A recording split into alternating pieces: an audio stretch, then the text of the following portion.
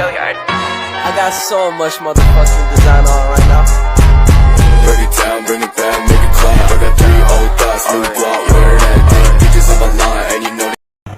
Assalamualaikum warahmatullahi wabarakatuh. Perkenalkan, nama saya Arifatun Nafsiah. Saya berasal dari kelas 11 Merdeka 1 Peminatan Biologi 1. Di sini saya akan menjelaskan tentang sistem respirasi pada manusia.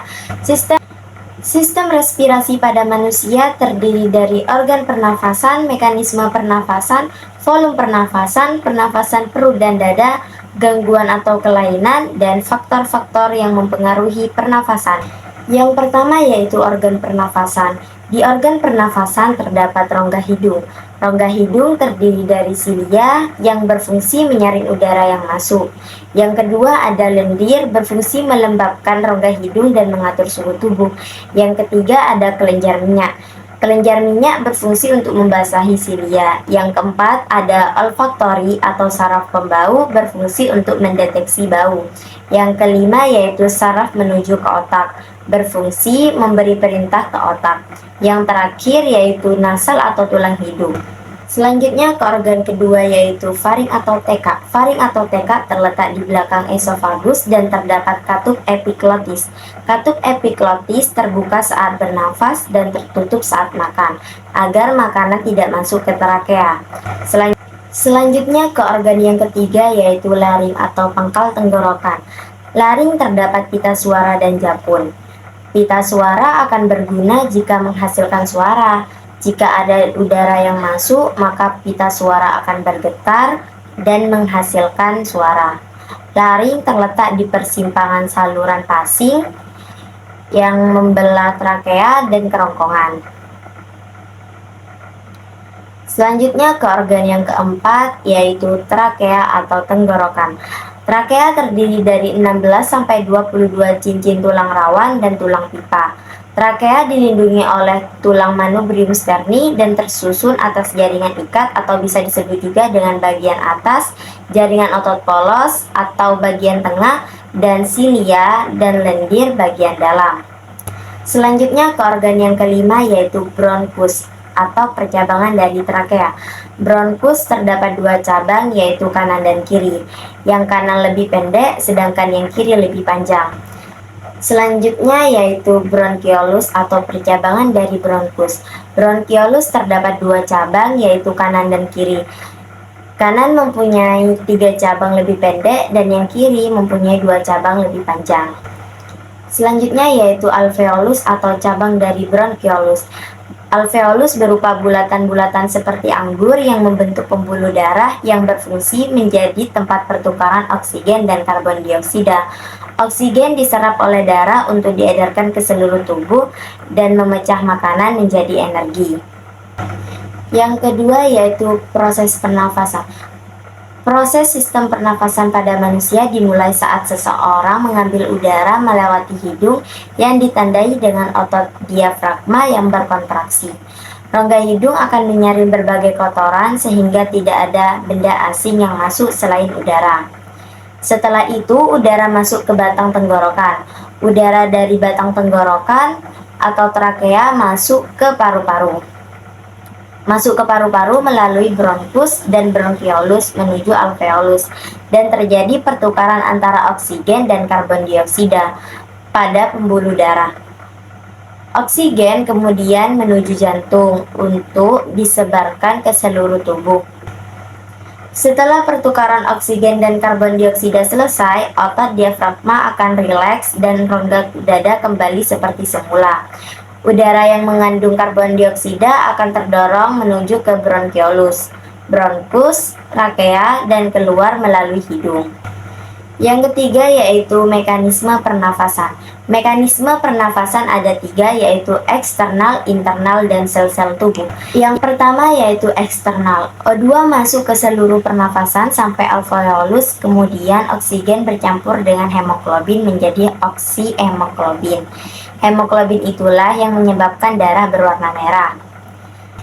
Kemudian O2 yang bercampur dengan hemoglobin menjadi HbO2 itu terjadi karena di alveolus terdapat banyak pembuluh darah. Yang kedua yaitu internal. HbO2 menyebar, berpisah menjadi Hb plus O2. Hb akan mencari oksigen lagi, sedangkan O2 akan masuk ke sel-sel tubuh. Yang ketiga yaitu sel-sel tubuh. O2 akan memecah makanan yang kita makan, membentuk sari-sari makanan. Selanjutnya O2 yang sudah bercampur dengan sari-sari makanan akan mengeluarkan CO2 plus H2O plus energi atau ATP. Itu terjadi di mitokondria. Yang keempat yaitu pernafasan dada, biasanya dilakukan sehari-hari.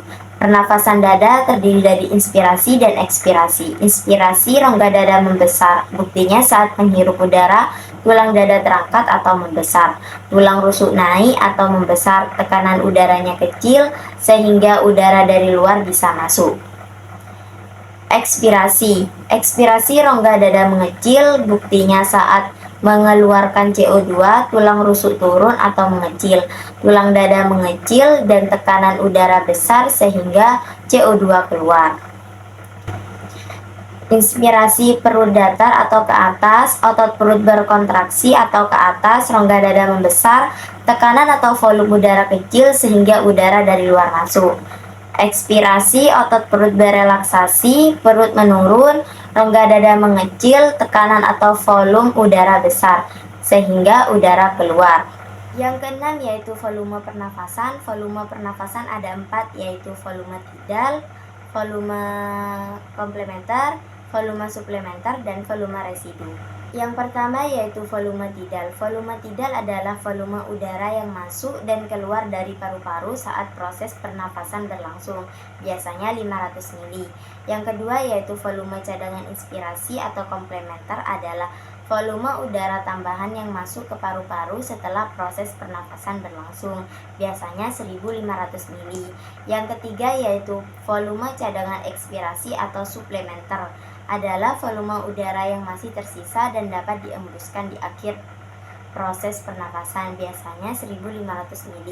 Yang keempat atau yang terakhir yaitu volume residu. Volume residu adalah volume udara yang tetap berada dalam paru-paru meskipun nafas dihembuskan kuat, biasanya 1000 ml. Kapasitas vital biasanya terdiri dari volume total, komplementer, dan suplementer yaitu 1500, 1500, dan 500 menghasilkan 3500. Kapasitas total biasanya terdiri dari volume vital plus residu biasanya 3500 plus 1000 menghasilkan 4500. Yang ketujuh yaitu gangguan sistem respirasi atau kelainan. Yang pertama ada asma, pemicunya alergen debu dan asap rokok, tidak dapat sembuh total. Yang kedua influenza, infeksi virus influenza, gejalanya pilek, batuk, nyeri tubuh. Yang ketiga bronkitis, peradangan pada bronkus, dapat bersifat akut atau kronis. Yang keempat pneumonia, akibat infeksi bakteri Diplococcus pneumonia yang menyerang alveolus menyebabkan paru-paru atau alveolus berisi cairan atau nanah. Yang terakhir yaitu faktor-faktor yang mempengaruhi pernafasan. Yang pertama ada usia. Makin muda usia seseorang, maka makin tinggi frekuensi pernafasannya. Yang kedua yaitu jenis kelamin. Perbedaan frekuensi pernafasan laki-laki dan perempuan, di mana disebabkan laki-laki memiliki paru-paru yang lebih besar dari perempuan. Yang ketiga yaitu suhu tubuh. Suhu tubuh yang meningkatkan dapat menyebabkan peningkatan pernafasan dikarenakan tubuh mencoba untuk mendinginkan diri. Yang keempat yaitu penyakit. Penyakit seperti cedera kepala, penyumbatan saluran pernafasan, apnea tidur, masalah metabolisme, stroke dapat menurunkan frekuensi pernafasan. Yang kelima yaitu posisi tubuh. Posisi berdiri akan menaikkan frekuensi pernafasan, sedangkan posisi berbaring akan menurunkan frekuensi pernafasan. Yang keenam yaitu keadaan emosi. Seseorang juga dapat memengaruhi frekuensi pernafasannya. Keadaan emosi seperti takut, cemas, dan marah dapat meningkatkan frekuensi pernafasan. Nah, itu dia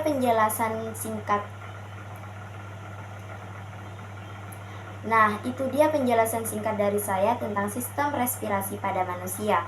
Semoga video ini bermanfaat bagi kalian semua. Kurang lebihnya saya mohon maaf. Wassalamualaikum warahmatullahi wabarakatuh. Bye-bye.